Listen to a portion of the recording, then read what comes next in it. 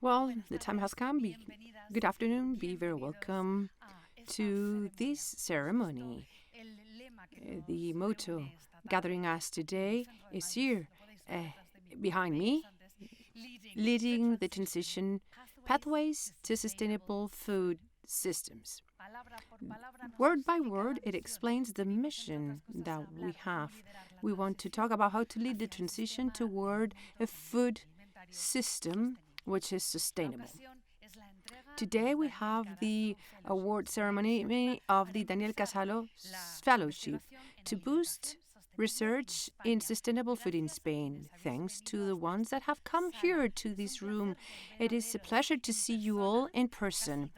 It's to see you, almost touch you, to feel you looking eye to eye. So thank you, and also thank you to the ones that are following us live. We're retransmitting this ceremony. We're streaming it.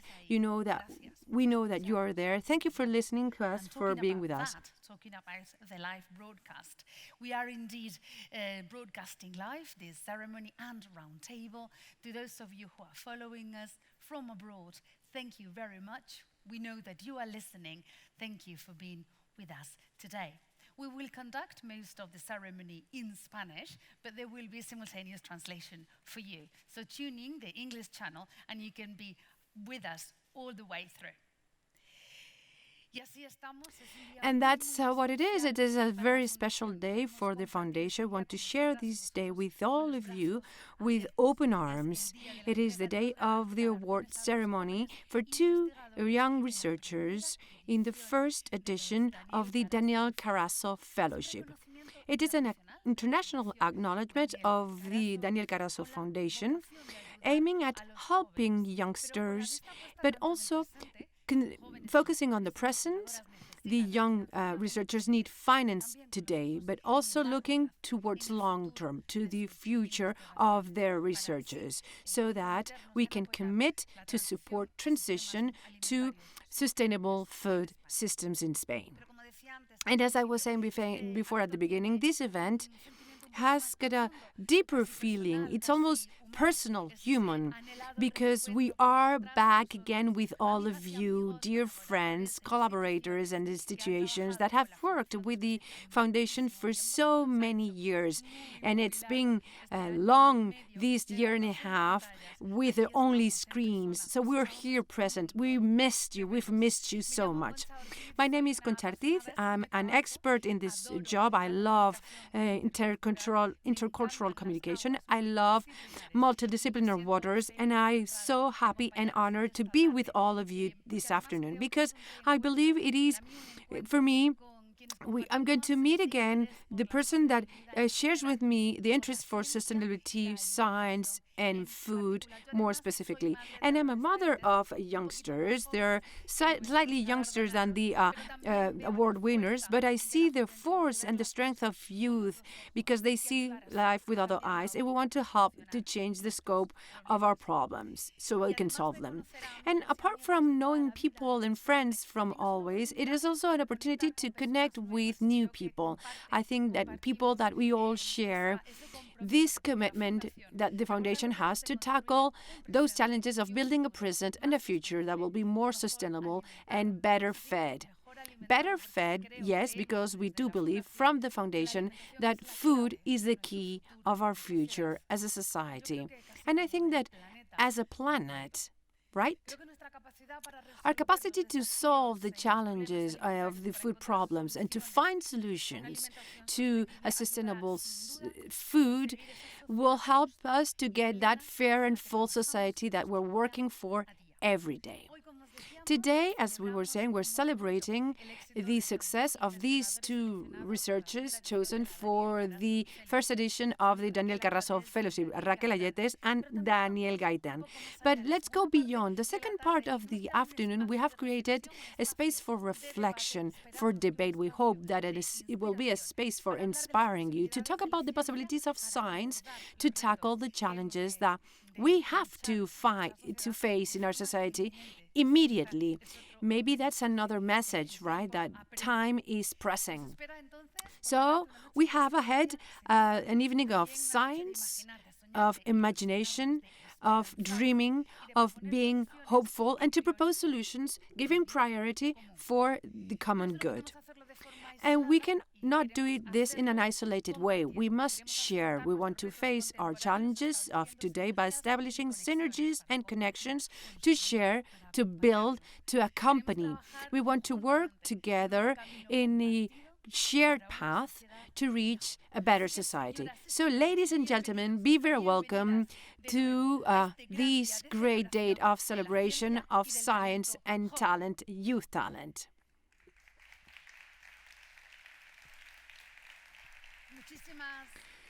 Thank you very much. And we're so lucky this evening. We've got the presence of other speakers and people that represent perfectly the values, the stimuli and principles of the foundation. 3 people that will tell us their clear view about the importance of science research in the process of transforming the system of food. They're going to talk about something really important, the need of discovering, identifying, valuing, stimulating young talent so that we can make it get to the future of the planet. So let's welcome to the stage Isabel de Gallo, Director for Spain of the Foundation, Amari Stefan Dangers, the General Manager of the Foundation, and Philippe Jacob, member of the patronage of the Foundation. So a very warm applause. Thank you.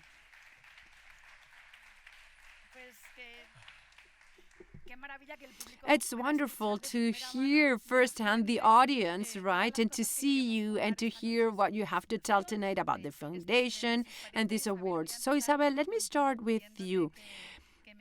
Tell me, for the ones who don't know Isabel de Gallo, she's trained in science, but also in human science. She's concerned about the capacity and the values, talent, and also the intention, because for her, it would be impossible to have one without the other. That's clear for her. And we're here celebrating talent and talking about how difficult it is to find that talent. Right, like spotters of sports, to find talent, to support it, and to foster it. But let's talk about the principle. What is talent for you? Tell me. To talk about talent, we have to go back to the Greek root of talent and talking about a balance. Talent lies in those people that have got that capacity to balance different things, to balance a preconceived idea versus a series of experiments or experiences, to balance truth with wish, to balance context and possibilities, etc., etc. And also, apart from that capacity of balancing, which has to do to the capacity of sailing complexity, which emerges from that contrast between what's possible and reality.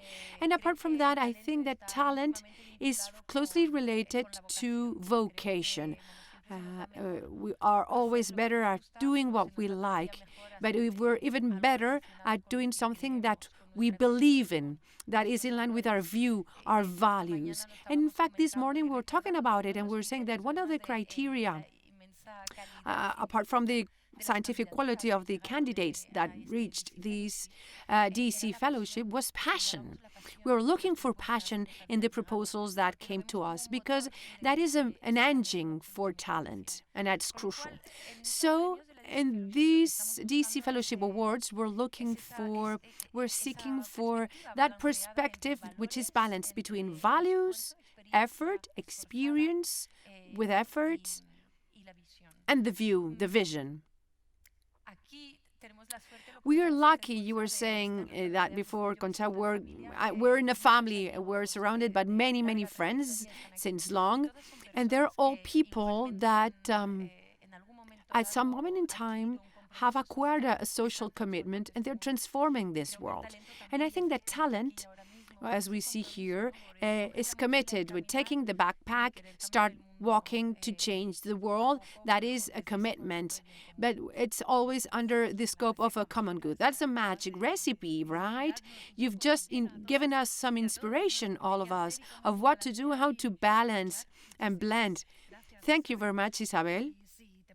So let me just ask Marie-Stéphane Mataix, General Delegate for the Foundation. She's been for more than 30 years fighting for making a better planet, a better world of this planet, and build a more fair and egalitarian society. Thank you for being with us this afternoon.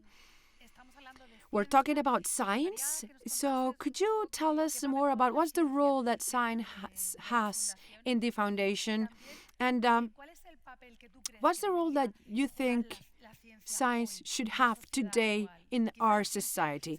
Science has gained more importance after this year and a half. It's been more present in the media, but what's the role that science must have in our society? Well, thank you for the question. I think that science is one of the pillars over which transition towards sustainable food systems is based on. We must foster this pillar from the foundation. First of all, science as knowledge to understand and find feasible alternatives to the current models so that they are more ecological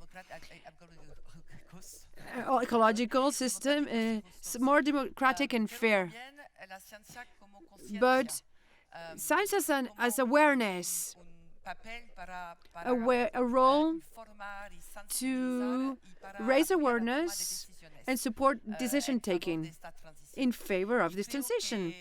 And I think that this fellowship is a very good example. This DC fellowship is a good example. With this program, we want to create a true community of young talents that can experience research, share experiences, and also a view of interdisciplinarity, which is necessary to have that transition, because food systems are systems that are very complex, and when many academic disciplines interact, we need us. And that's why this new community in Spain of young talent is a very good model to increase, to foster this transition towards these new models, which we, from the foundation and society, were awaiting to have. It sounds like a magic recipe, because science, the most avant-garde, it's avant-garde, but in collaboration and from the community, which is also a very important word, especially after this year and a half. We've changed how we do science. We are more collaborative than. Maybe that's one of the positive things we've had of these pandemics, right? And this community is nice, and it's the first edition, so we are setting the grounds of our community. Thank you. Let me now finish this presentation of the foundation with Philippe Loic Jacob, member of the patronage of the foundation, great friend of the family, and booster of this foundation, together with Marina Landias, who we want to say hello to Marina Namias. We know that you're following us. You're with your grandchildren. You're not here, but we feel you. You are with us, amongst us. So your story is the story of Nina and Daniel. You're an entrepreneur, you're a dreamer. You've shared part of your work with Daniel. But talking about Nina and Daniel, they're curious people, they're generous, with an innovative view. They're committed and a vocation towards observing, respecting, and learning of all the cultures that they've been able to know firsthand during their life. Philippe Loic, I guess that giving these awards must make you feel very proud, because this award has the name of your colleague and mentor. Why did you call these awards with this name? What's the essence? What can we feel from Daniel? Well, Daniel passed away in 2009, and we created the foundation thanks to the generosity of Marina and Sasha. And one of our first actions that we wanted to do. We didn't know what we want to do with this foundation, but we knew that we wanted to transmit the values of Daniel and Nina. We wanted to pay tribute to these two exceptional figures that for more than 20, 30 years that I've been with them, I've known that they're fantastic. And we want to celebrate their double nationality because they were Spaniards that lived in France. They came a lot to Spain, but we were in France. We created the foundation in France. And since the beginning, we wanted to be closely related to Spain. And that's why we created what was the first edition of this award for science. It was the Daniel Carasso Award for with another objective, and clearly it could only have this name because Daniel Carasso was passionate for science. He started his life by working at Pasteur Institute in the 20s. Then he transformed Danone. He had started as very scientific. What's behind yogurt? What are the benefits? He was fascinated by science, and not only yogurt science, but science in general. He was passionate. He was rigorous as a scientist. He was curious. And I think that all his life, he really wanted to meet scientists. Even until when he was 100 years old, he went to our research centers outside Paris, in Barcelona. He went to China, to the US, to talk to scientists because he really was interested and he wanted to talk to scientists instead of talking to businessmen who managed Danone, right? But more than scientists, youngsters, because youngsters are much more clear, they hide nothing, and this award is another way to celebrate this bond between Daniel and the young entrepreneurs. It is also a way to help these young researchers because it's not always easy. It's people who work hard and don't necessarily have these links, and this fellowship will help them, I hope, to go beyond and to create a future for us, because we all know we're here because we think we have to create a different future with sustainable food systems. And with time, we hope that we will be able to create a community of ambassadors for sustainable food systems, because we're here for that. We want to try not to us, but to convince people about the need of changing our systems. And what better to have scientists with their facts, their experiences, and their proofs. Excellent listening to listening the origin of the foundation, someone who lived it and shared this explanation live. Thank you so much. Thank you for this support also to the community of researchers in Spain, because it's important that you're looking at what is being done in Spain research-wise. We want to thank you for this support, especially in a moment when we need this support the most at the beginning. Well, thank you to the three of you for talking about the spirit of the word, the foundation. And if you agree, let us start directly to give these awards. So, Isabel, can I start with you? I'm going to ask to start talking a little bit about our first award winner. Yes, I'm delighted to do so. When we thought about the trophy that this award would represent, we thought, of course, that only art would give the necessary sensitivity that will transmit the importance and the hope that these systems represent.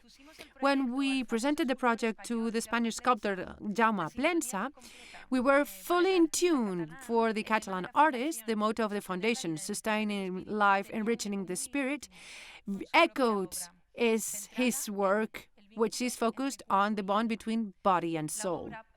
The work that you see here is fruit of a a process that we've worked together about the human being. In his words, the face of the girl is the metaphor of the future which comes out of our hands, a future that we must protect and cherish as the most precious value of life. Jama could not be here today, but once again, thank you so much for your work. It is a privilege to have a key figure of the sculpture world in Spain and worldwide has wanted to make this award of the Daniel Carasso Fellowship. Have you ever asked yourself why Plensa's sculptures have their eyes closed?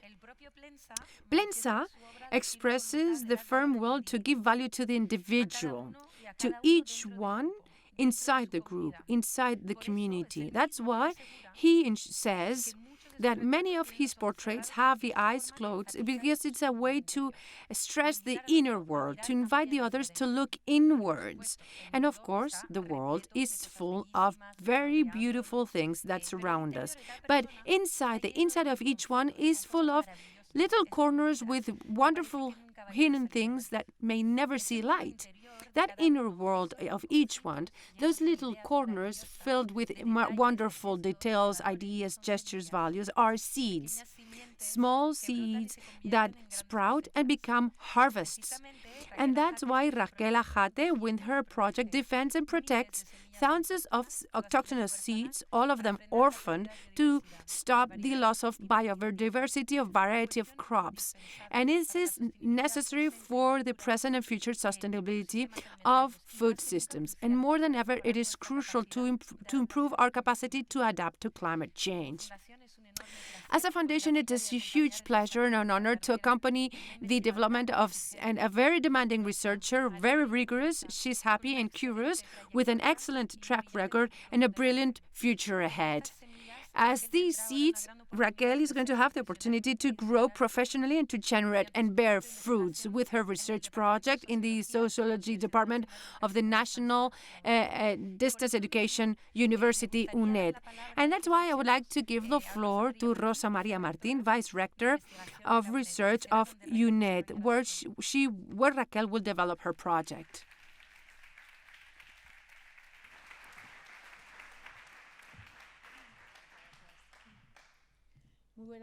Good afternoon, everyone. I want for my words to first be the ones to thank this foundation, this wonderful foundation that has decided, with this generosity legacy of the founders, to carry out a major task and research summarized in the word generosity. I cannot be more than in accordance to what these three speakers have expressed. The legacy, the importance of the mission and the value of a foundation to boost and to foster talent. We were saying this at UNED. We're about to turn 50 years as a university, and we are rescuing talent, attracting talent, and discovering that talent that if it weren't for people, foundation that are generous, that wouldn't be possible. Researching is tough. It's a long path. It's difficult. There are obstacles. But with that example of teachers, that witnessing of people that spend hours in labs researching about very important matters that are in the newspapers today: food, the food system, sustainable food, SDGs. We wouldn't be able to transform the world without these. So there can be no better objective than the one that the foundation has with its first edition and wants to convey to everyone, because this award is an international one. And from UNED, we're honored and we're thankful for having been able to participate and to be co-responsible so that Raquel and people like Raquel and Daniel, they're two first people that have been awarded, but for that they're going to be able to develop their researching career, because they're going to combine what they've learned from their teachers with their will, their eagerness, and that's going to open your future. You must have a path ahead, an open path, an original path, independent to your origins. So I think that starting with this momentum and this support from the foundation is going to be huge for your career. You have to praise it and thank it. So thank you all. We hope that from the UNED we will be able to maintain the spirit and the thrill and the will of all those missions you have in the foundation. Thank you all. And let me say, Concha, you are very good as a communicator. And yes, fostering youngsters, as you said, thank you. Thank you. Yes, communication is very important. Yes, and especially when we want to communicate about science. Thank you, Rosa Maria. Yes. Thank you to the UNED. We hope we will be able to see you many, many times so that you are members of this community of Daniel Carasso Fellowship. Thank you for having explained so beautifully how these statues are. They're so wonderful. I cannot take my eyes off them. And undoubtedly, our first award winner has got a proposal and a track record of research at the height of the concerns and the willingness that Daniel Carasso had. It is a project which focuses on something very small, seeds, but that will have a huge contribution towards sustainable food systems in Spain and in the world. That's the global view that we have of what we want to take care of. I'm certain that I'm not the one who's curious about who this Raquel is. What does she do? How did she get here? So the best way to know her is inviting her to take the floor. Raquel.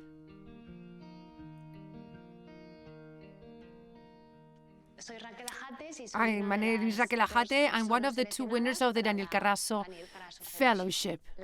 The keys to my research project are very small. There are seeds. The project focuses on research of all the dynamics of seed policies, open source seeds, initiatives, and the related legal framework and how it is evolving in Spain, because Spain is one of the largest producers of seeds worldwide, and yet it still has a shortfall year after year in terms of organic seeds.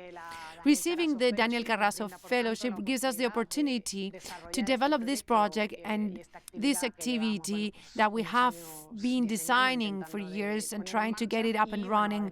Moreover, it allows us to work in a fascinating domain, open source seeds systems. We hope that this research will generate a significant impact, academically speaking, but above all that, it has repercussions at social and political level. And we believe it can contribute to give visibility to the importance of seeds, and also that has major potential to design or redesign of agri-food and environmental policies. I applied for the Daniel Carasso Fellowship for several reasons. I liked the transdisciplinary approach of the call and the holistic concept they had of sustainable food.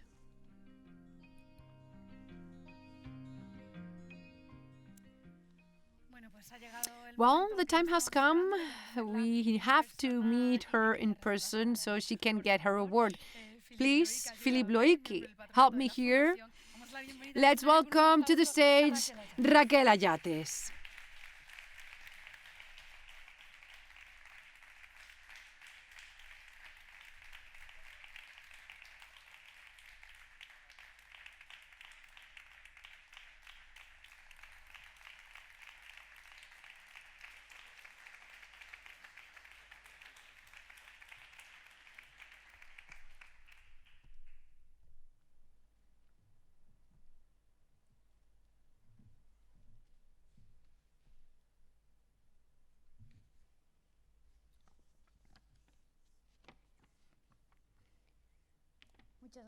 Thank you. I want to thank the Foundation, Daniel and Nina Carasso, for this award, for this so beautiful sculpture that invites us to reflect. And it gives me the feeling also that it invites us to dream. Thank you for your systemic view of the food system, which is quite a pioneer view in Spain.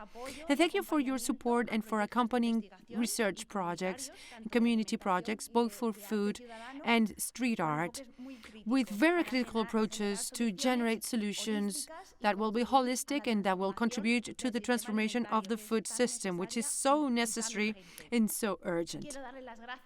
I want to thank my family for their support. Thank you to Carmen Lozano, that you've seen in the screen, and to Jorge Benedicto from the Sociology Department of UNED, Martin Calgar from the Center for Food Policy, and to Mary Woods from the University of Dundee for nominating my proposal. Seeds are the most common method to reproduce plants. And as you know, a sustainable diet and a healthy diet is the one that is made up of mainly food that have vegetal origin. So seeds and their diversity are the basis, the essence of a sustainable food system.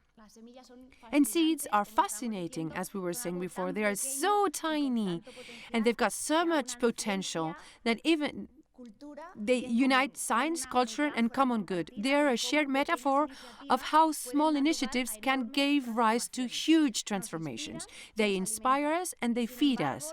But seed systems are one of the least visible aspects and least known aspects of food systems. Before, we had almost as many varieties as producing people, and each seed had its history, its story of the people that were growing them and kept them year after year. In the last century, industrialization processes have increased the homogeneity of seeds on behalf of diversity, and we've lost 80% of the seeds that we were growing and the varieties that we were growing in the previous century. And that is affecting our resilience before climate change and reducing the diversity of crops and diets. The attempts to legislate and to privatize seeds developed by humankind all through centuries have entered the scope of digital world due to the advances that allow to reproduce the DNA of seeds in a virtual format, and that makes the legal framework to become much more complicated, this governance framework. So this framework wants to give seeds their history back. We want to research how the principle of open source codes and systems can inspire towards governance models that will reduce the co-opting to alternatives, amplifying their potential to generate seed systems that will be more fair and more sustainable. Thank you very much.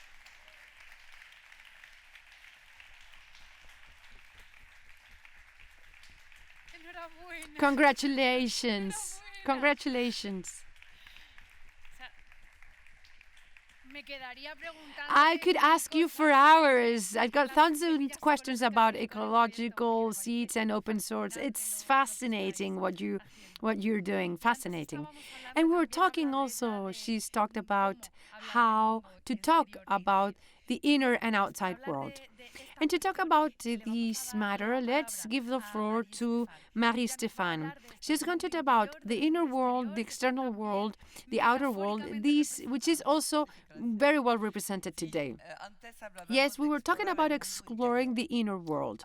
But now, let us focus on the external world, finding the lost ways and explore new ways, walking through those ways to reach fullness as people and as society. Daniel has conceived and developed a project which wants to foster the public purchase of food related to agroecological systems by exploring and opening a new path that can bring us closer to the sustainable food systems we're looking for. As a foundation, we are proud to be able to foster the scientific career of a rigorous researcher who is committed and passionate for his work. A researcher with an extraordinary track record, professionally speaking, looking ahead, always curious, without limits, and very eager to contribute to the change towards a more sustainable and more fair society. Daniel will have the opportunity to continue to explore and to new paths with his research project at the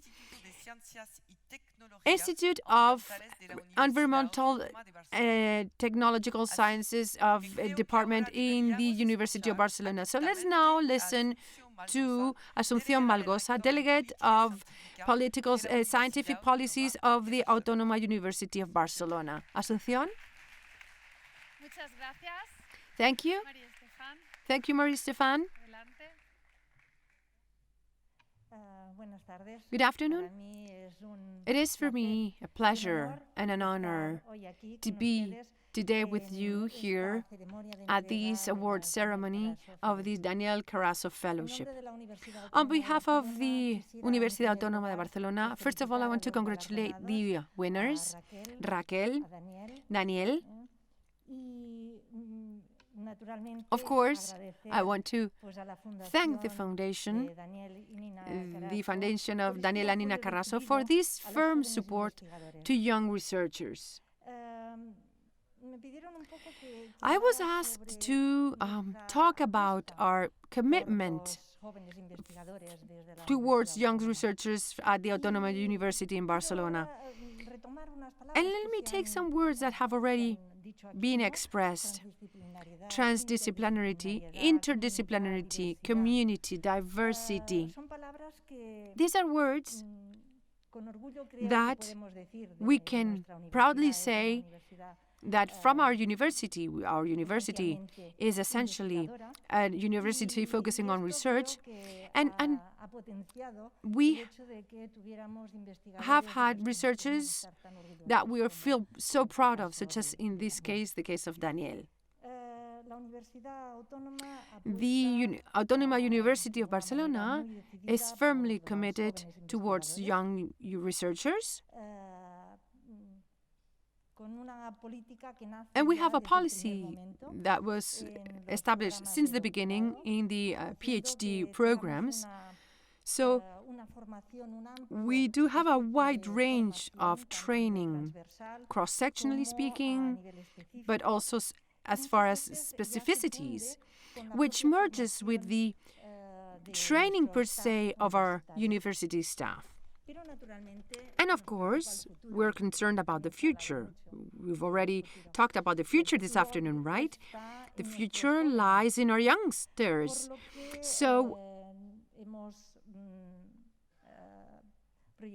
we have projected a series of programs to attract talent, such as the talent program, or specific actions for ERCs.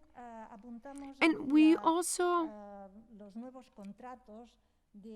conceive new contracts for new researchers that we have in our university. And all this represents a major effort which is being developed by all research centers, universities, of course. And we could also say that we are strongly committed towards your access and all its initiatives, because we want to create that space for research, unified, open to the world, so that researchers, both men and women, and so that the scientific knowledge that is being developed by our youngsters and technology can be shared, be open, and have free paths. It is our duty, but also it is a need to support our young researchers, because they are the future of our society, a society that has to be better and better each time, and more resilient. In this sense, I wanted to again congratulate and thank the foundation, Daniel and Nina Carasso, for such a firm support and for these such important programs for the future of our society. Thank you so much.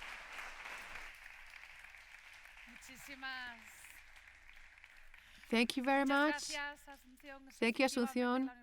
Yes, the Autónoma University of Barcelona is fully in line with the principles and the vocation of the Foundation Daniel Carasso. It is a pleasure to have you all as an institution participating today. Thank you for coming. And we want to know what this project is about. Who is Daniel? The role of institutions is the next step, maybe. Public institutions in the transition towards sustainable food systems is key. The public element is what really manages what we are doing and researching. The project that is going to be fostered by Daniel is going to give us a lot of clues to be able to strengthen public sector in this food transition. So let's get to know Daniel and his working place. My name is Daniel Gaitan. I'm one of the winners of the Daniel Carasso Fellowship. Our research project looks at how we can enhance the influence of the public sector to expand or to enlarge agroecological systems. We can foster more sustainable production models, marketing chains that are shorter and more efficient, inclusive and democratic, and much healthier consumption habits. For example, by using food procurement in school canteens, public hospitals, universities, and a number of other government institutions to encourage more agroecological production. The most important aspect of Daniel is that he can give us clues or guidelines as to how the public sector can act as a driver for more sustainable food production. I believe that Daniel's research can provide us with the clues we need to achieve these goals. The moment I read the call and came into contact with the foundation, I realized that we have the same vision of how we need to transform our food systems with an approach that is democratic, holistic, inclusive, and agroecological. And that really caught my attention because it allows me to contribute even more to share my knowledge and my research online in keeping with the foundation's vision.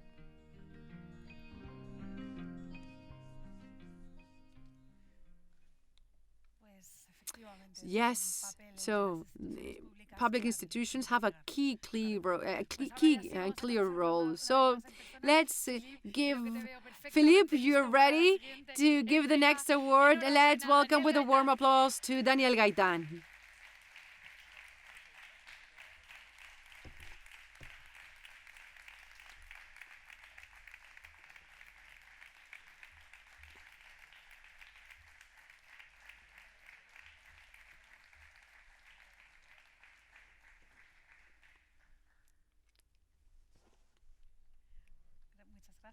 Thank you.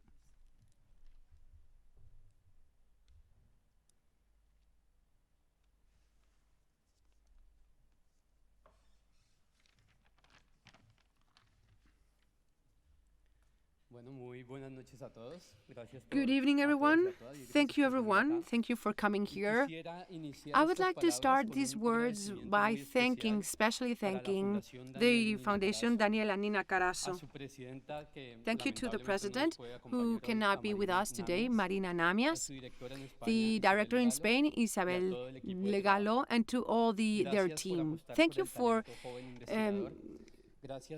committing towards the young talent and research. Thank you to promote this research for sustainable food, because you allow us to continue to dream, imagining that we can build a better future.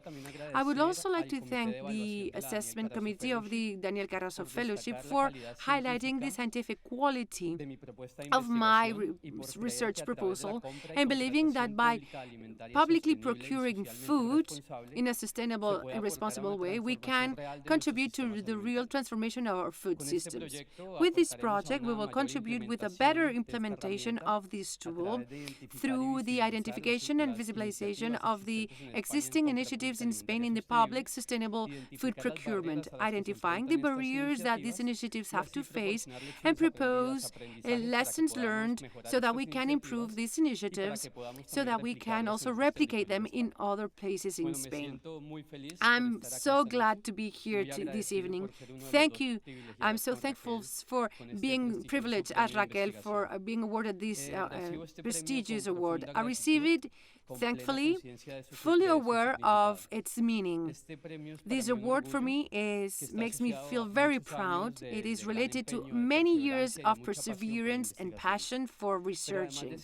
But apart from feeling proud, I feel that this award is a great responsibility for me.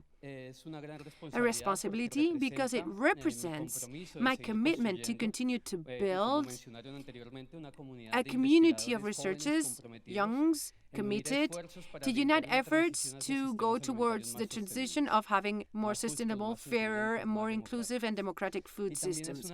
And it's a great responsibility too because in a certain way it represents all the young researchers that devote their time and effort to the service of research. And in the end, we are the axis of transformation and the development of future. This ceremony allows me to publicly thank the support and the effort of all the people in one way or another have made it possible for me to be here today. Research is not understood anymore as an individual activity, but an interdisciplinary activity. So this award is not only mine, but it symbolizes the effort of many other people that have contributed with knowledge, ideas, teachings, all through my research career. And more specifically, I want to mention Walter Roshing, Jessica Duncan, Lawrence Clares, and Jack Trinikens from the Wageningen University in the Netherlands, where I've spent the last 10 years of my researching career. And I want to especially mention Sergio Corbera and Sergio Villamayor from the Instituto de Ciencias, Tecnología y Ambientales of the Autónoma University of Barcelona, because they have contributed with great ideas to develop this proposal for research, and they will accompany me in this challenge in the coming 2 years. And finally, in order to finish, we're talking about the role of science in transformation and in the transition towards sustainable food systems. Let me make a final reflection.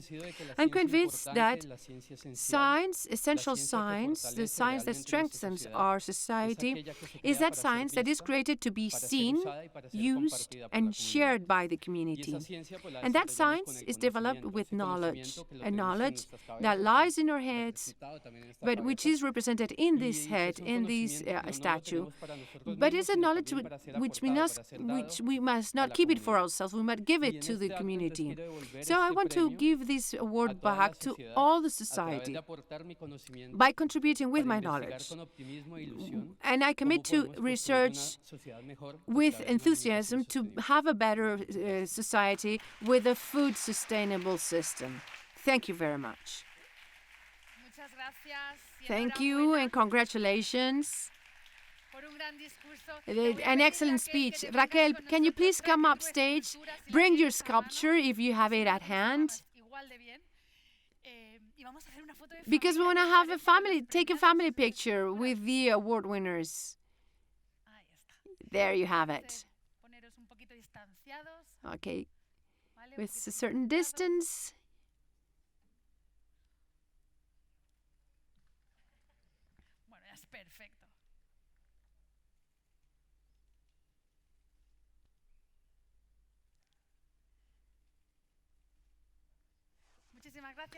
Thank you very much. Congratulations.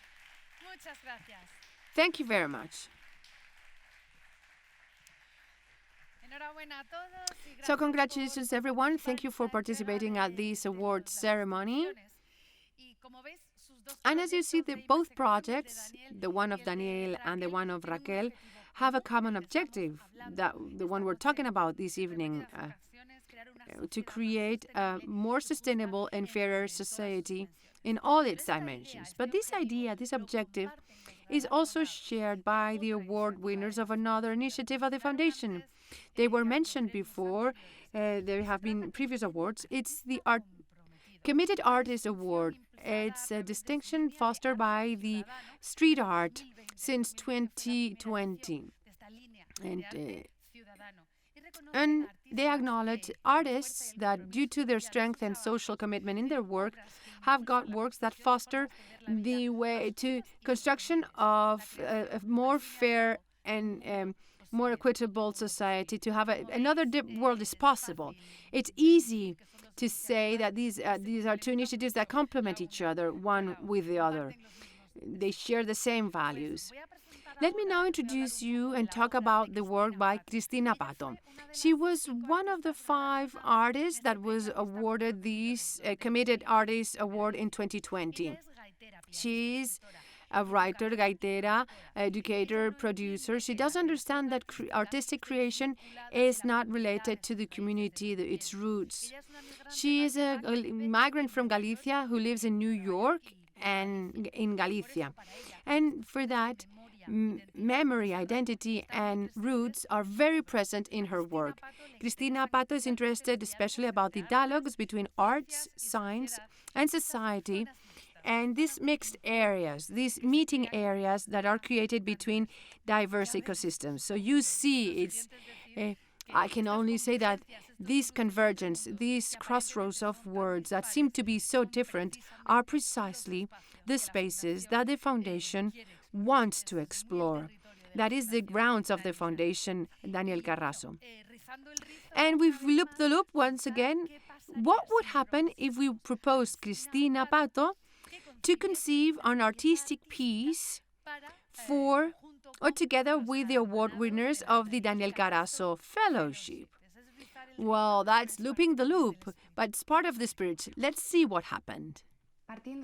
Based on the dialogue with Rachel and Daniel, and using as a metaphor the general ideas of the projects that have led to them obtaining the Daniel Carasso Fellowship, I wanted to propose a musical moment, not only to celebrate their work, but also to make us reflect on the universality of the concepts they work with. In the history of music, we can find a great variety of musical languages that in some way contain part of the essence of the history and the migratory and social movements of the cultures in which they develop. From traditional music through to jazz, classical and contemporary music, and pop music, the musical languages we know all have in common the fact that they were born from a seed which, in order to reach us, has had to be cultivated and sustained by the culture that practices it. Sometimes the sustainability of these languages is due to organic systems of oral transmission in the case of root musics. And in others, it is due to institutional or training systems, such is the case of classical music. The conversations with Rachel and Daniel have led us to imagine a musical journey which is born from an indigenous seed, a rhythmic or melodic element of traditional music, which is gradually traveling through different languages and cultures to build a structure or a system, a musical form that celebrates both the wealth and the diversity of what surrounds us and also the responsibility we owe to it. For that, I've invited 2 Cuban origin musicians who are resident in Spain, the cellist Carasso Barona and the pianist Isabel Noa, whose versatility has allowed them to master a whole range of different musical languages, with the idea that between them they will create and represent that metaphor envisaged by Raquel, Daniel, and I during our conversation. So here it is, Public Seeds, a musical dialogue, composed and formed by Isabel Noa and Carasso Barona.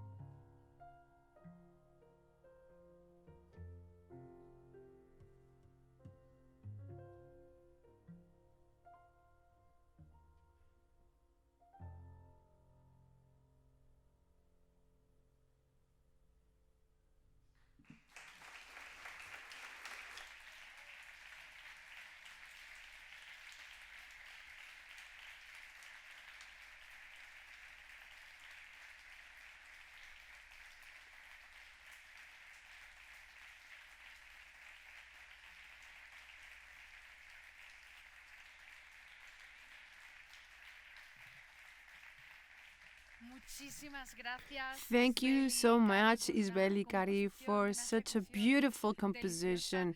It's been delicious. An excellent pause to continue to reflect. Let us now pass on to our roundtable. We all can conclude that our society is facing complex challenges, most of them deeply interconnected and of a worldwide scale that can only be tackled by cooperating and collaborating different agents and sectors. Climate emergency, the loss of biodiversity, the loss of natural resources, and social inequalities, malnutrition, and obesity are only a few examples of the crucial challenges we must face right now. Right now. We cannot waste time to be able to live a present that will have a future. We need a deep and quick transformation to be able to build a more ecological society, and we're talking about the role of science in that transformation. Our roundtable is titled, How Can Science Contribute to Tackle Social Challenges? It is a very deep reflection, but we've got a team of experts that are wonderful to talk about this. So come to stage, please. Carlos Mataix, professor of Polytechnic University of Madrid. María Navarro, from the Spanish Office of Climate Change. María Ramos, researcher of the Ecological Agriculture Center. Raquel Ayates and Daniel Gaitan. And finally, last but not least, tenemos a Jane Battersby de la Universidad de Cape Town en Sudáfrica. Espero que nos pueda ver. Sí, hola. Hola, Jane. Queríamos saludarle. Le están dando un caluroso aplauso por parte del público. Volvemos con usted en un segundito. Gracias y bienvenidos a nuestra mesa redonda. So let us continue. I've got questions and I'm going to challenge you to answer very shortly. Carlos Mataix, teacher of the Polytechnic University of Madrid, director of the Center for Innovation and Technology for Human Development, board members of the Spanish Network for Sustainable Development. He's also part of the follow-up committee of the Fundación Daniel and Nina Carasso. His work focuses on the design and management of organizational contexts, stimulating the collaboration between organizations and knowledge. Exactly what we're looking for in this foundation. So tell us, how must innovation change so that it really tackles these complex challenges that we have ahead? Good afternoon. Thank you for inviting me. For me, it's always a pleasure to be in contact with the foundation, Carasso Foundation, which is one of the foundations that dares to open new spaces, which is constantly asking itself, what is its function to accelerate change, to bring change? In that sense, I think that the foundation is an ally of the university, more especially my university and the center I represent. The question is a difficult one, but we're all aware that there is no other way. We have to tackle difficult questions which, as of today, have no solution. And it's good that we start acknowledging that we're not in the right track. As the Vice Rector of the UNED talked about the SDGs, 60 years ago already, 6 years ago, we talked about the SDGs, and we were saying, as Ban Ki-moon was saying in his famous seminal report on the SDGs, that we have to call to science and to innovation to commit firmly towards transforming the systems. 6 years have gone by, and the Network of the Sustainable Development has just launched the progress report of the SDGs, and we're not in the right track. We should need to multiply by 15 our speed so that by 2030 we can have our homework done. And let us say bluntly, so that we can prevent the environmental and social collapse that we're going to have if we continue with this path. And let me give you 3 elements that would feature the innovation we need to really find a new route and a new speed, and to escape the situation that I think is still circular, the one we're in. First is the systemic ambition. That's a word which is fine. You call us and you appoint us and you ask to talk about changing systems. And changes in systems require challenging the established order.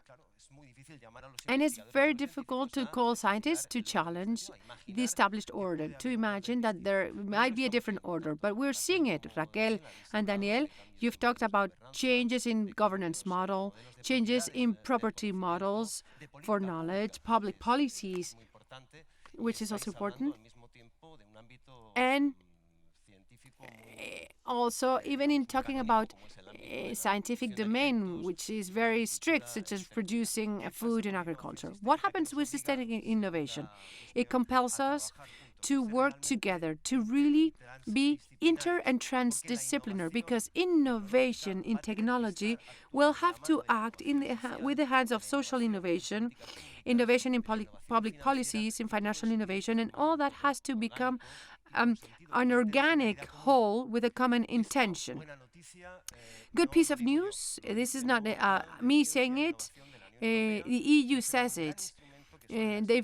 With the missions towards sustainability that are talking exactly about this, setting in Europe major transformation objectives, proving ourselves in the world that transformation is possible, and that can only be done with collaboration between knowledge departments, epistemologic communities that have deepened in their knowledge, but that they have worked in silos, with incentivation systems that, for us in colleges, have taken us to act in a fragmented, isolated way, and even using languages that are close to the others. And the third element, we need to go from an action marked by singular projects to having an action in which we can combine projects in real learning portfolios. Systemic action platforms where organizations, private, social, public, as you were saying before, productive societies, have projects and minds and hearts acting in line with objectives for transformation. So from incremental innovation, we must go to systemic innovation, which can imagine a new order. We have to go from big ecosystems that we have built in our research centers and universities to real knowledge ecosystems. And we must go from isolated projects to major systemic innovation platforms. Just that.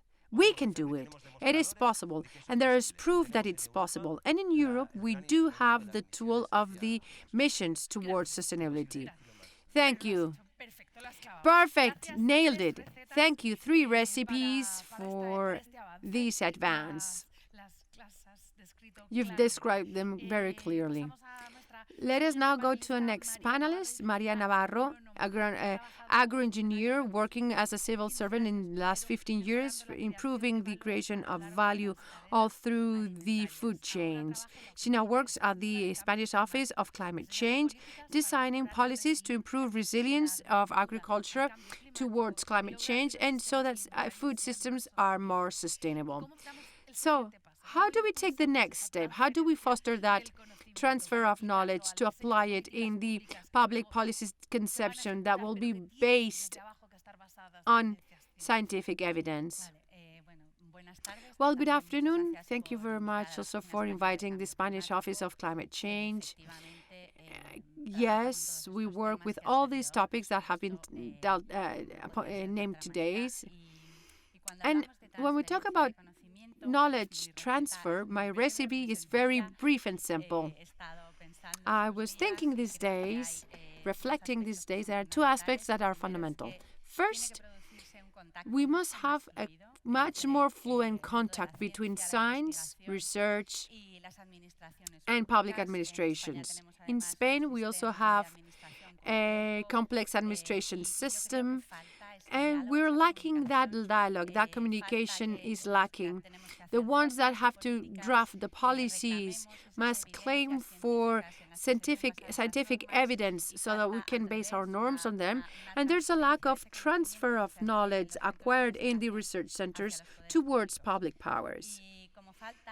And as we're lacking that contact, that transfer, we also lack assessment processes that should be implemented to see what's not working, what can be improved, what are the new needs we have from the world of science, and what must we do as public powers to advance in laws, in the law creation.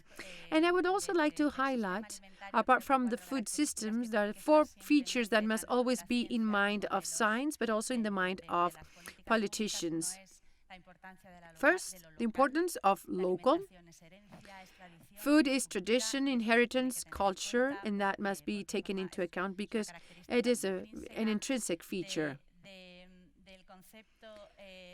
Then, the concept of food system, we've already talked about this afternoon in a very detailed way, but let me also say that I think that when we talk about food, when we talk about policies, we always focus about the production system, and the food system is a much more complex reality. Transformation, distribution, consumption, apart from production. And this approach of the system must have a radical change. And I do believe that it is very important to always have in mind that any policy, any research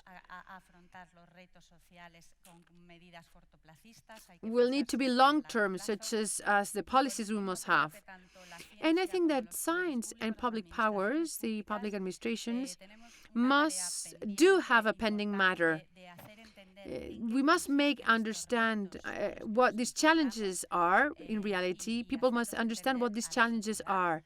Society must understand these challenges. Otherwise, we won't get there and we won't solve them. Thank you, Maria. Thank you for that effort.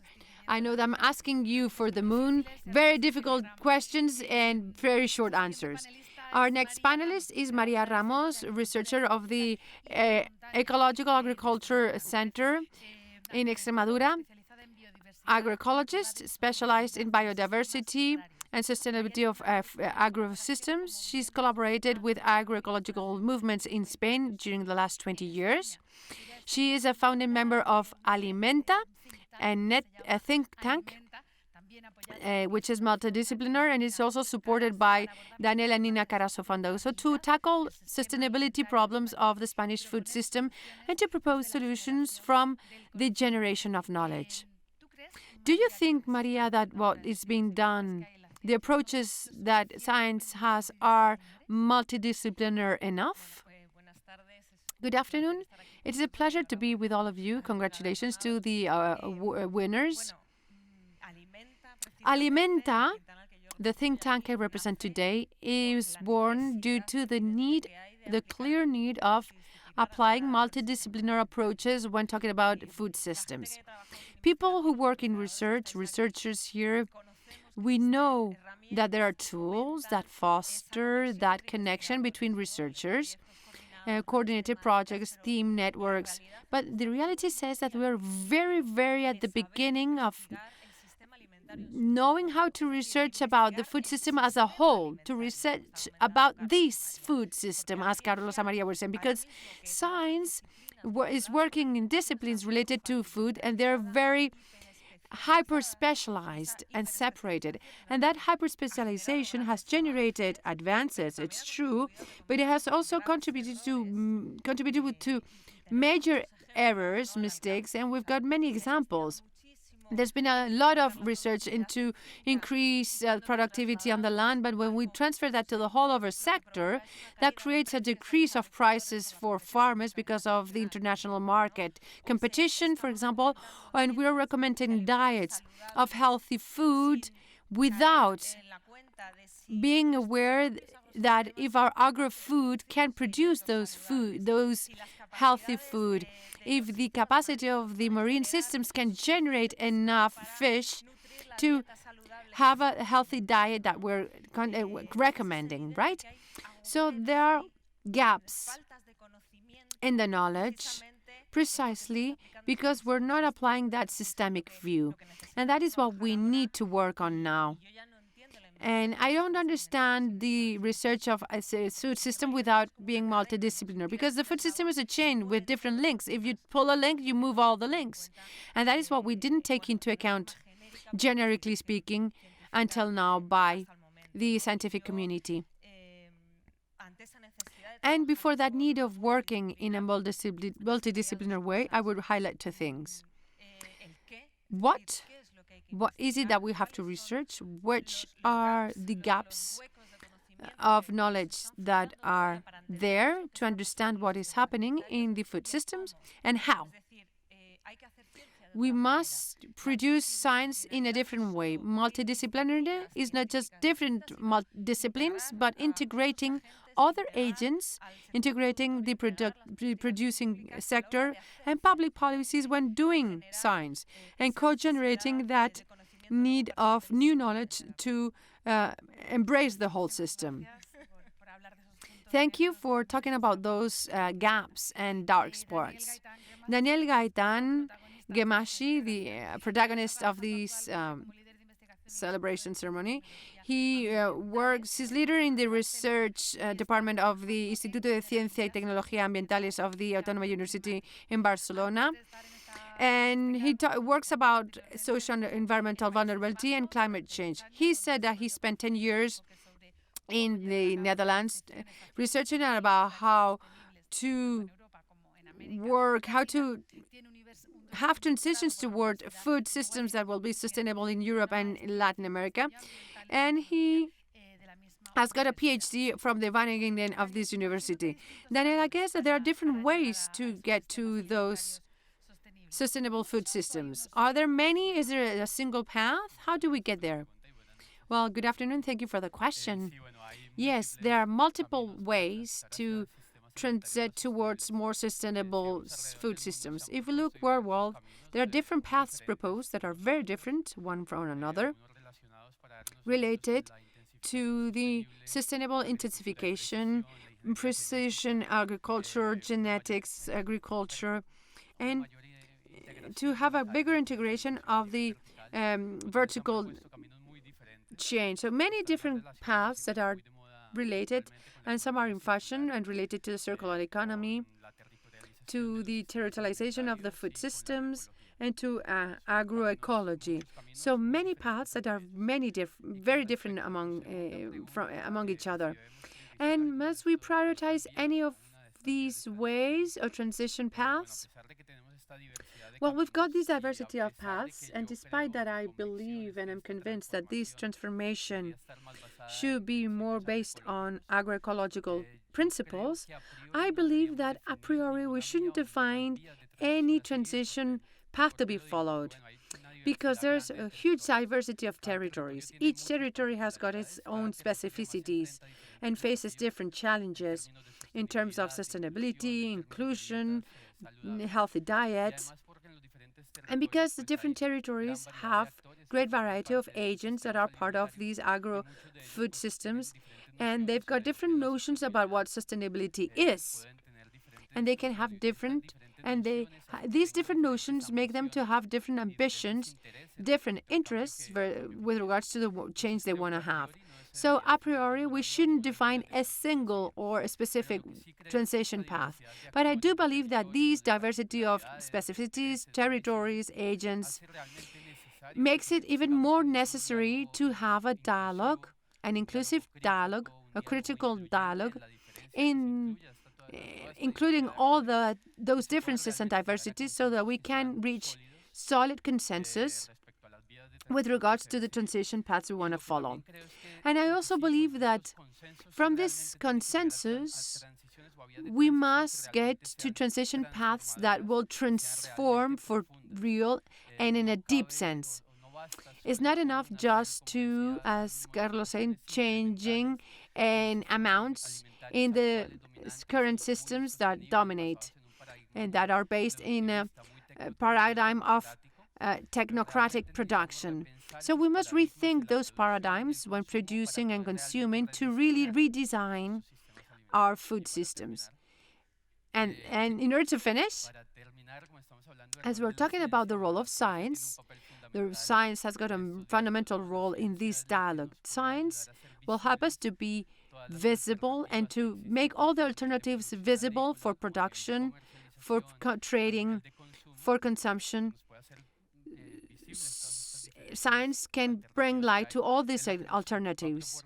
And science will provide evidence about the probability of these alternatives and their implementation and their sustainability. And finally, as Maria was saying, it is fundamental to have science because this evidence brought by science is fundamental to co-create knowledge with the other agents that are part of the food system, and therefore creating interventions that will transform the systems holistically. Thank you for this explanation, so dense, but very well condensed. Raquel, another award winner. You're working as a researcher at UNED, but you were in Scotland in the Dundee University that you mentioned before, with the Centres for Food Policy in the London University. You research on sustainable policies, strategies to reduce co-opting that you expressed before, alternative food models, agroecology, cooperatives, and citizen science. They made an introduction to this dialogue because they've talked about dialogue between science and public administrations. You talked about including different parties involved. Do you believe what are the keys to get the society involved, citizens involved, which is the only agent that we haven't talked about before until now? In order to answer that question, we have to start from the base of the reality that universities no longer have the monopoly of knowledge creation and evidence creation. NGOs have their own projects, they publish their data. Citizens gather data with low-cost sensors and probes. And this is happening very quickly. In the last 10 years, we are living an exponential growth of citizen science, which refer to creating opportunities to get people that are not professional scientists involved in research projects.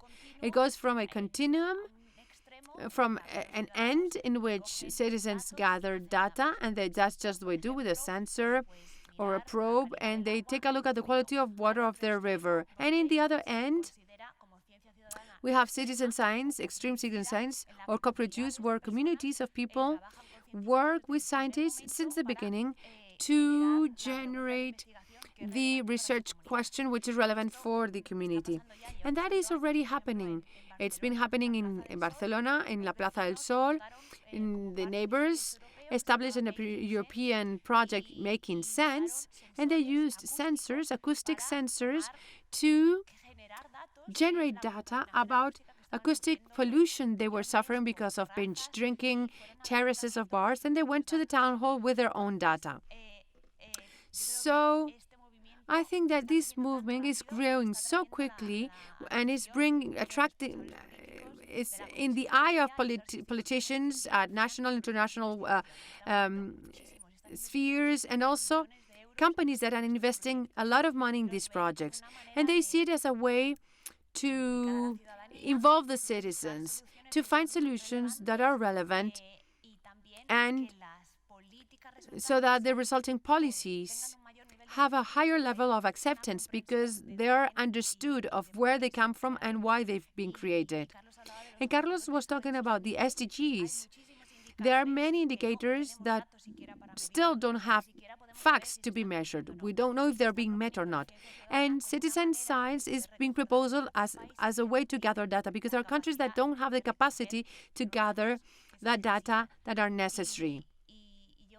And in this context, I see that universities and the organizations that fund research projects must become mediators so that they translate at three levels: between knowledge spheres, from the most formal and the new knowledge created by the university and science, but also translating the knowledge of producers that know better than anyone their area, their microclimate, how biodiversity is changing, the rainfall.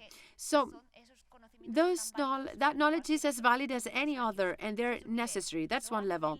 The second level will be the scale, from the most hyper-local to the most global, how science can link all these intermediary levels from one end to another. How can climate change means fire in a country and flooding in another country, but that everything is interrelated and we're suffering different impacts of the same global concept, creating different meanings for different communities that are in different countries and regions. And finally, what we were saying before, the role of mediator to unite science and science unite group of agents, industry, civil society, citizens, and governments. I think that that's where the key lies. And it will continue to grow, and it's going to bring more challenges, but also opportunities.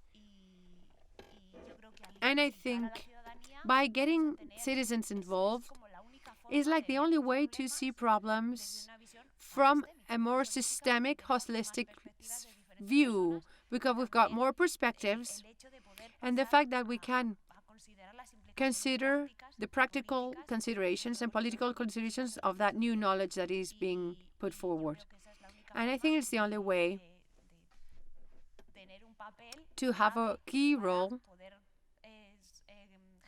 to be able to generate solutions that are systemic and that it can bring positive changes.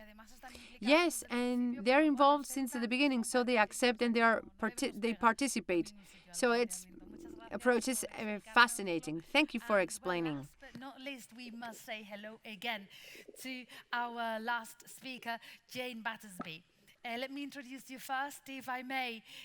Jane Battersby was the 2017 recipient of the Daniel Carasso Award, the first award. She's already part of our community, and it's a pleasure to have you with us this evening. She's a geographer working on urban food security and food systems in the Global South. She's based at the University of Cape Town in South Africa.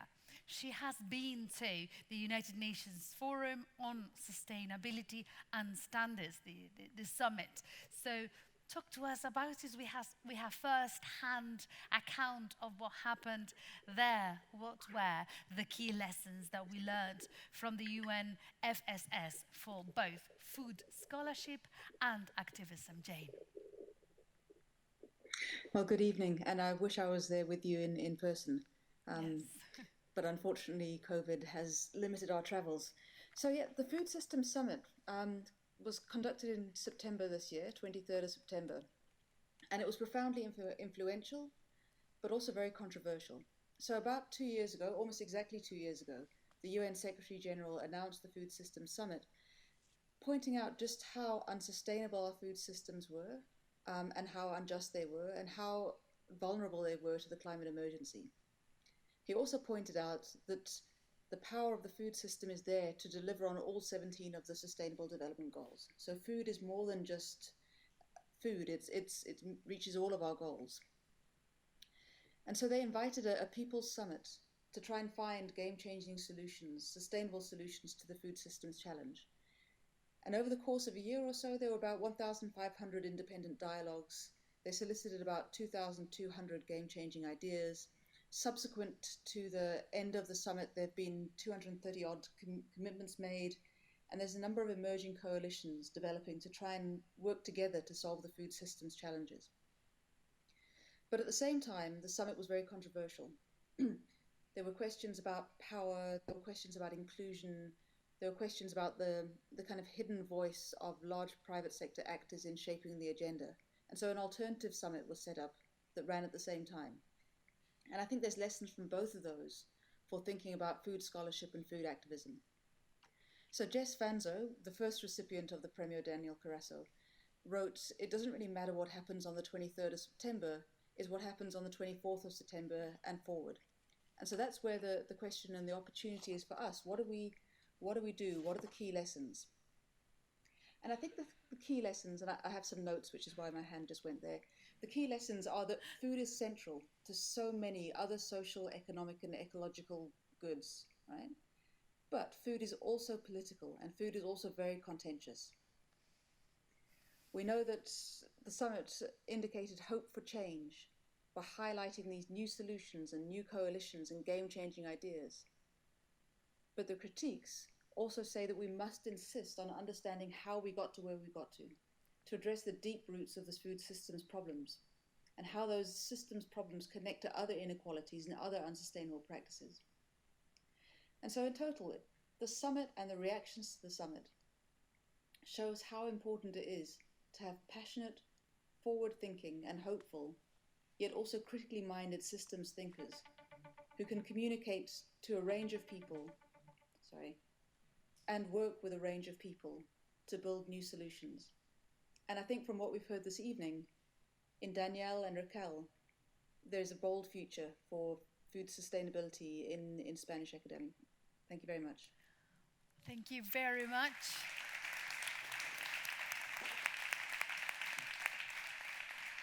Thank you very much, Jane, for that perfect wrap-up of the pathway to the summit and the different messages afterwards. Thank you to all the members of this roundtable for your contributions. I do have got a tweet. I want a tweet from you.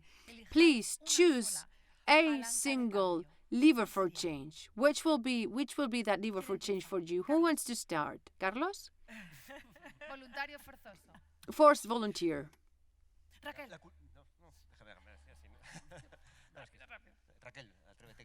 Raquel. Sí, yo he pensado en una I've got one. que tiene que ser rápida, It has to be quick, sistémica, systemic, que deja a los consumidores en paz un poco. and leave consumers at Como peace. la persona, el individuo tiene que cambiar. Because we're also always thinking about people changing, but the fastest one is reorienting farm subsidies. Because last month, in September, the FAO and other two UN agencies of the environment and health published a report. A tweet is 140 characters. 86% of subsidies global are distorting prices and or are bad for health and environment. That doesn't require more money and it's changing. Yes, a recipe, lever for change. School girls and boys. Sweden is landing all the emissions of the EU so that kids at school are fed with proximity goods in a healthy way. And our colleague Jane said it is a huge lever that is going to bring other transformations out of which we will be able to go. School canteens. So you're working that. You procure sustainable procurement. I would go for incentivizing healthy consumption. Yes, educating more sustainably. IT and communication, redistribution of subsidies to improve access and accessibility towards healthier produce. Just one thing, very quickly. Any intervention must be conceived in a systemic way because we implement interventions. Systemic lever change. Business has got undesired consequences in other components, so we must have these a systemic view in the interventions. Jane, over to you. What lever could you think of in a sort of like tweet format? I think it is be critical but hopeful. And that Wow. is simply it. Don't we love that? Being critical and local. We give you an applause from the center of Madrid. We can take it as our motto, I believe. Probably we will use that one. Marías. Let me be quick. I do agree with Raquel, with what she said about citizen science. And as I work doing policies and I see their complexity, I give her the ball back. And as a citizens, each one of us, we choose the food we buy every day, the food we eat at work, at home, in the restaurants. And that's a lever for change. We must start to give value to the food we eat, to understand that they have a huge impact in their production too. And we must go towards more sustainable choices. So, aware consumption decisions. Maria, I'm doubting about two. Okay, let's go for the first one. A long-term one, which is vital, which is linked to what Maria was saying, is education in healthy, sustainable foods from schools. That's the best lever for change. And put food at the core, because it's not at the core of our lives. Cell phones, homes, clothes, but not food. And I think that moves everything. And the other one, if you will allow me another tweet, you must make the agro-food fall in love. If they don't believe about change, and with subsidies we won't convince them, they must fall in love and they must understand. So making them fall in love, seducing agro-food, these must be different. So we've got wonderful sentences. Thank you for this format, this being so dynamic. Is there anything you would like to say? You can say from South Africa to finish this round table? Si no es así, si os parece, voy a... Yes, please. It's just been an absolute pleasure being here, and I'm so grateful to the foundation, and I see a bold future for the foundation. Thank you very much, and hopefully next time you will be here with us in person, and we will meet you in person, not through a screen. So we're reaching the moment where we're going to compile. I've learned a lot since we started planning this event, this ceremony, this roundtable. I've learned a lot from you. And there are many things that have been very interesting. This cross-sectional approach, participative approach,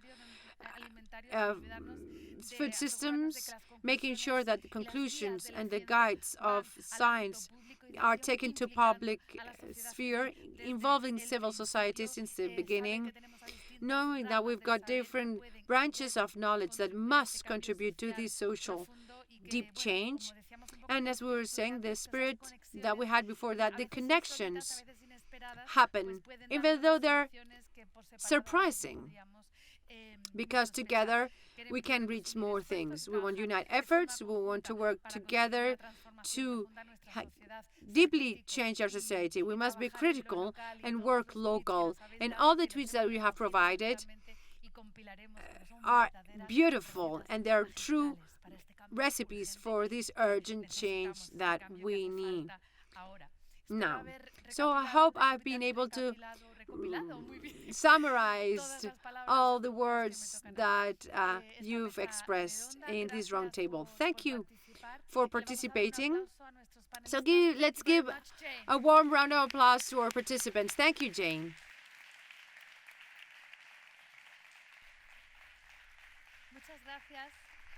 Thank you.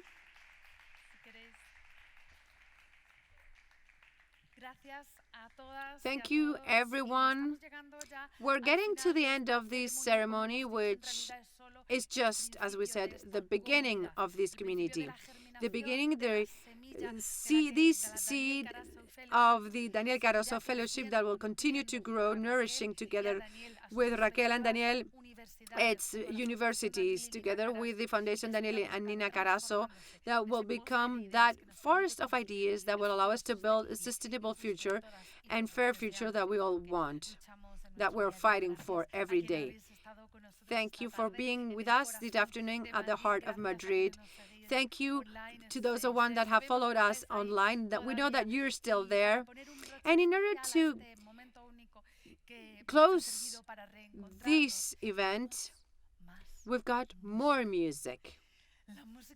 Music that has got that capacity to thrill us, to move us, to feel part of something more big, something bigger, something external. That capacity also to go inwards, as the sculptures we have given today. Music can touch inner levers that are hidden, that make us feel capable of getting there, achieving everything we want to achieve. Cristina Pato, we've met her before by video, has proposed to finish this event in this way. She has told us that she wants us to share a collective moving moment. That's why Isabel and Cari are going to say goodbye with a work by Johann Sebastian Bach, Universal, so we can find ourselves. Music is bigger than ourselves and connects us with our humankind, the humanity we share. It is a reflect of those seeds that we have inside, our stories, our cultures, our kitchens, our cookings. They're our soul and hearts and body that make a better society. So let us listen Master Bach, and as Yo-Yo Ma, the cello mentor Yo-Yo Ma said, the music of Bach, with 300 years of history, is a clear example of how culture connects us and helps us to imagine and build a better future. So, ladies and gentlemen, let's breathe, let's dream, let your imagination fly, let yourself inspire and connect to your past, your ancestors, and let's imagine together a better common future. Thank you. Good evening.